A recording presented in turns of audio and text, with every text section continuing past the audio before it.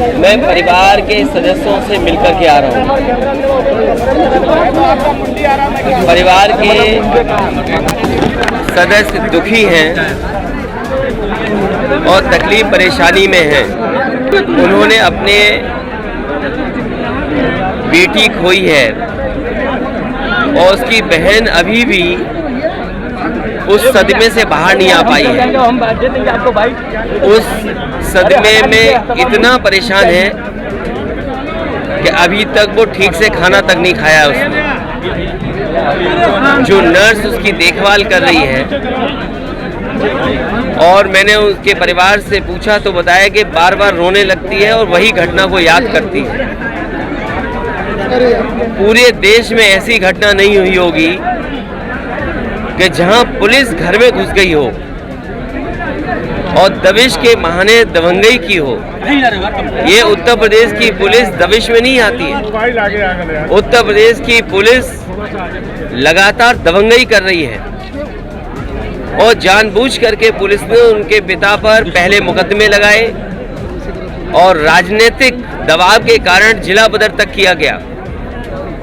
वो अलग विषय है कि उसके पिता के ऊपर कौन लोग जबरदस्ती और जानबूझ करके प्रशासन से, पुलिस से मुकदमे दर्ज करा रहे हैं, उसे जिला बदर तक कराया।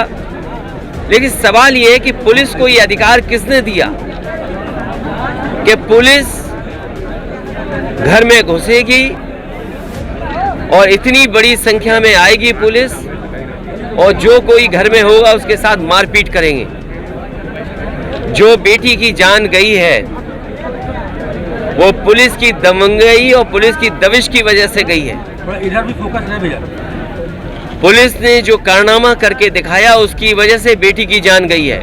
और फिर कहानी पुलिस की ये बनाना कि फांसी उसने लगा ली। अगर पुलिस की मैं कहानी मान लूं तो क्या पुलिस ये बताएगी कि घर में पहले से फांसी लगाई थी क्या बहन ने? क्या बेटी पहले से फांसी की तैयारी कर रही थी? ये पुलिस उत्तर प्रदेश की और खासकर जब से ये सरकार बनी है कहानी बनाने में बहुत आगे है। क्या ललितपुर की घटना भूल सकता है कोई? जिस बेटी के साथ घटना हो, चाचा लोगों ने घटना की हो, पुलिस ढूंढ नहीं पाई, जब वो बेटी वापस आई तो पुलिस ने ही उसके साथ बलात्कार कर दिया। वो ऐसो जेल जाने वाला है। इससे पहले की घटना मैं बता सकता हूं, एटा की। एक पुलिस अधिकारी दबिश के बहाने गया घर में, उसका पति नहीं मिला, पत्नी मिली, पत्नी से पुलिस ने संबंध बनाए, प्रेग्नेंट हो गई वो, और वो पुलिस दबाव बनाने लगी कि इसका एबॉर्शन कराओ। लेकिन मैं कम से कम उस माँ का, उस बहन का धन्यवाद दूंगा कि जो पुलिस के दबाव के बाद भी हटी नहीं और अंततः पुलिस को जेल जाना पड़ा। और पुलिस के कारनामे कोई एक नहीं है। अगर हम आंकड़ों में देखें, सबसे ज्यादा कस्टोडियल डेथ अगर कहीं हो रही है तो उत्तर प्रदेश में हो रही है। सबसे ज्यादा फेक इनकाउंटर अगर कहीं हो रहे हैं तो उत्तर प्रदेश में हो रहे हैं। सबसे ज्यादा नेशनल ह्यूमन राइट से नोटिसेस अगर किसी पुलिस को मिली, किसी सरकार को, तो उत्तर प्रदेश की सरकार को मिले हैं। वुमेन कमीशन से, महिला आयोग से अगर सबसे ज्यादा नोटिसेस अगर किसी सरकार को मिली है तो उत्तर प्रदेश की सरकार को मिली। जो सरकार पुलिस से चुनाव जीतने के लिए, जो सरकार पुलिस को एमएलसी चुनाव जिताने के लिए, जो सरकार पुलिस को पंचायत के चुनाव में लगा दे, वो क्या उम्मीद करोगे? जब पुलिस से गलत काम सरकार कराएगी तो पुलिस को भी वो नहीं रोक पाएंगे उनकी दबंगई को। दलाली का सेंसेस कैसे बढ़ रहा है थाने में, आप पूरे उत्तर प्रदेश में पता कर लीजिए किस तरीके से दलाली का सेंसेक्स थानों में बढ़ रहा है और जात के आधार पर फैसले होते हैं। ये क्योंकि ऐसा थाना है, मुझे जानकारी मिली है कि सबसे ज्यादा अवैध काम, गैरकानूनी काम अगर किसी थाने के माध्यम से हो रहे तो यहीं से हो रहे हैं। कम से कम उत्तर प्रदेश की सरकार को जगना चाहिए और बिहार की सरकार को भी जगना चाहिए कि अगर गैर कानूनी शराब का कारोबार अगर किसी के माध्यम से हो रहा तो इसी थाने के माध्यम से हो रहा था। और फिर जात के आधार पे पोस्टिंग, मुझे सूची नहीं मिली है कि थाने में किस तरह के लोग पोस्ट हुए होंगे। मुझे वो समय याद है जब समाजवादी सरकार थी, प्रदेश के गवर्नर इस बात को कहते थे कि जात के आधार पर पोस्टिंग होती है। बीजेपी के लोग कहते हुए थकते नहीं थे, लगातार ये कहते थे कि जात के आधार पे काम हो रहा है। मैं जानना चाहता हूं भारतीय जनता पार्टी की सरकार में किस तरीके से जात के आधार पे नहीं काम हो रहा है। मुझे सूची नहीं मिली। यहाँ के जो लोग हमारे पत्रकार साथी होंगे वो जरूर जानते होंगे कि किस तरीके से अपने जनप्रतिनिधि को खुश करने के लिए और जनप्रतिनिधि के दबाव में किसकी पोस्टिंग होनी है, किसको कहाँ बैठाना है, किसको कहाँ फंसाना है, किसको किस जांच में ले जाना है, ये तरीका उत्तर प्रदेश की सरकार अपना रही है। और अब तो कमाल हो गया, मुख्यमंत्री जी कल ही कह रहे थे कि राम राज्य आ गया। मुख्यमंत्री जी ललितपुर में कह रहे थे राम राज्य, जहां पर उन्हीं की सरकार के पुलिस के एक अधिकारी ने बलात्कार कर दिया हो। मुख्यमंत्री उस जिले में जाके कहें कि राम राज्य आ गया, जिस जिले में एक बेटी के साथ उनकी सरकार में उनके पुलिस के अधिकारी ने बलात्कार कर दिया हो। और मुख्यमंत्री जी से जब शिकायत की गई हो कि अधिकारी बेपनाह लूट रहे हैं, भ्रष्टाचार कर रहे हैं, तो मुख्यमंत्री जी अपने जनप्रतिनिधियों को कहते हैं कि आप पहले दलाली रोक लो, इन अधिकारियों को मैं सुधार दूंगा। सोचो, नई सरकार बनी हो, जनता ने दोबारा मौका दिया हो, मुख्यमंत्री खुद महसूस कर रहे हो कि उनके जनप्रतिनिधि दलाली कर रहे हैं, और वो न केवल दलालों को ठीक करने का कह रहे हो, जबकि ये कह रहे हैं कि अधिकारियों को सुधार दूंगा। तो मैं जानना चाहता हूं, ये सरकार जो बुलडोजर लेकर के घूम रही है, बताइए ललितपुर के थाने पे बुलडोजर कब चलेगा? और इस जगह पर जिन पुलिस के लोगों ने जान ली है बेटी की, उनके घरों पे बुलडोजर कब चलेगा? पुलिस का कहना है कि पीएम रिपोर्ट में पार्शियल हैंगिंग आई है, इसको लेकर क्या कहना है?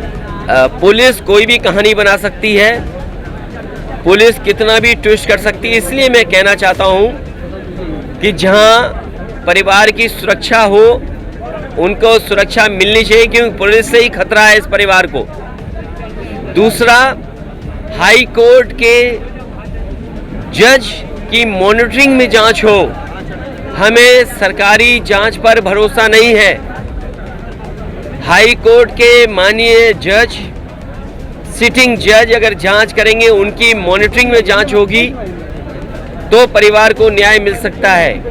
ये सरकार वो है जो कुछ भी कर सकती है, कोई भी रिपोर्ट बदलवा सकती है। अब तो बेटी का दाह संस्कार हो गया, अब क्या दोबारा जांच कर पाएगा कोई? क्या हमने आपने हाथरस का नहीं देखा? जबरदस्ती प्रशासन ने और पुलिस ने मिलकर के उस बेटी का दाह संस्कार रात में ही करा दिया था। आखिरकार ये परिवार भी जानता होगा कि जल्दी क्या थी। क्या बेटी खुद हैंग कर लेगी जब इतनी पिटाई हुई हो, और जो उसकी पीठ पे मार्क है, उसके गले पे जो निशान आया है, तो क्या हैंगिंग करने वाला ये अपने निशान खुद मार लेगा? इसलिए इनकी जांच पर हमें भरोसा नहीं है। पुलिस कोई भी कारनामा कर सकती है। उत्तर प्रदेश की पुलिस, जब थाने में बलात्कार हो जाए, अभी एक फिरोजाबाद में दबिश के बहाने पुलिस गई, जान ले ली एक महिला की। अभी बैंक डकैती हो गई, कई जगह सूचना मिल रही है, पुलिस मिली हुई है डकैतों से। हो सकता है यहाँ भी पुलिस मिली हो शराब के कारोबारियों से, बालू के माफियों से। हमें पुलिस पर भरोसा नहीं है। सर, अभी आपने बुलडोजर की बात करी। आज दिल्ली में भी बुलडोजर चल रहा है और मेरठ में भी बुलडोजर चल रहा है। लगातार बुलडोजर की आरोप लगा दी कि कांग्रेस ने बुलडोजर का ट्रेंड शुरू किया। ये देश को कहां लेके जा रहे हैं, बड़ा दुख है। भारतीय जनता पार्टी और जो कहीं भी सरकार है, जनता का ध्यान हटाने के लिए बुलडोजर न चलाए। हाई कोर्ट है, सुप्रीम कोर्ट है, न्यायालय है, कम से कम न्यायालय का भरोसा करे, और हमें न्यायालय पे हमेशा भरोसा रहेगा। 22 कमरे खोले जाएं। मैं माननीय कोर्ट को कोई कह नहीं सकता हूं, लेकिन क्योंकि जनता के बीच में हमें लगातार रहना पड़ता है, कम से कम मैं ये कहूँगा कि कोई भी फैसला ऐसा हो, पूर्व में जो फैसले दिए गए हों उनके हिसाब से, कि समाज में कहीं भी किसी तरीके से नफरत ना फैल पाए, खाई पैदा ना हो। बीजेपी जानबूझ करके इसी तरह के मुद्दों को लेकर के आएगी। भारतीय जनता पार्टी ऐसे वो लोग जो समाज को बांटते हैं उनको फाइनेंस करती है। भारतीय जनता पार्टी के बड़े बड़े लोग प्लानिंग करते हैं और प्लानिंग के तहत कि समाज में कैसे नफरत हो फैले, प्लानिंग के तहत समाज में कैसे एक दूसरे के बीच में खाई पैदा हो, चाहे मस्जिद को लेकर के बात उठानी पड़े उन्हें, चाहे किसी और सवाल को खड़ा करना पड़े, ये भारतीय जनता पार्टी के इशारे पर जानबूझ करके जनता का ध्यान हटाने के लिए, क्योंकि ये नौकरी दे नहीं सकते, महंगाई रोक नहीं सकते। आज सोचो रुपया कहाँ गिर गया जा करके। वही लोग जो अमेरिका के डॉलर की बात करते थे, आज सोचिए रुपया कहाँ गिर गया जा करके। हमारे नौजवानों के पास नौकरी रोजगार नहीं है। क्या ये रोजगार नौकरी देंगे कि नहीं देंगे? इन्हें नौकरी रोजगार नहीं देना है, इसीलिए कभी मस्जिद का सवाल उठाएंगे, कभी ताजमहल का सवाल उठाएंगे। तो मैं तो ये जानना चाहता हूँ, अगर ताजमहल से इतना ही बुरा है इनको लगता है, तो उत्तर प्रदेश के मुख्यमंत्री जब अमेरिका के राष्ट्रपति आए थे उनको उपहार में क्या देने गए थे? सर, जो परिवार वालों की मांग है सर 302 का मुकदमा दायर करने के लिए, जैसा कि दाह संस्कार हो गया, तो ये कैसे पॉसिबल है? जान गई है और जान ली है पुलिस ने, इसलिए पुलिस को 302 का मुकदमा दर्ज करना चाहिए और समाजवादी पार्टी परिवार की हर तरीके से मदद करेगी। लीगल मदद भी करनी होगी तो समाजवादी पार्टी लीगल मदद करेगी, सरकार मदद करे, नहीं तो समाजवादी पार्टी आर्थिक मदद भी परिवार की करेगी। वो अवैध करार दिया गया। भारतीय जनता पार्टी किसी को चैन से नहीं रहने देगी। भारतीय जनता पार्टी ये भी कर सकती है कि राजा महाराजाओं के किसी के कागज नहीं है, ये केवल महाराजा की दी हुई जमीन का सवाल नहीं है। देश के कुछ महाराजाओं पे तो जमीन के कागज हो सकते हैं, लेकिन उत्तर प्रदेश में जितने राजा महाराजा हैं इनके पास भी महलों के कागज नहीं हैं। जितने ये राजा महाराजा हैं इनके पास भी अपने महलों के कागज नहीं है। लगभग 400 परिवार एकदम बेघर हो चुके हैं। सरकार को उन गरीब परिवारों की मदद करनी चाहिए। ऐसे सरकार जानबूझ करके गरीबों को परेशान करेगी, क्योंकि सरकार काम नहीं करना चाहती है। धर्म के आधार पे, जात के आधार पे या इसी तरह के फैसले लेगी कि जहां पर किसी को बेदखल कर दिया जाए।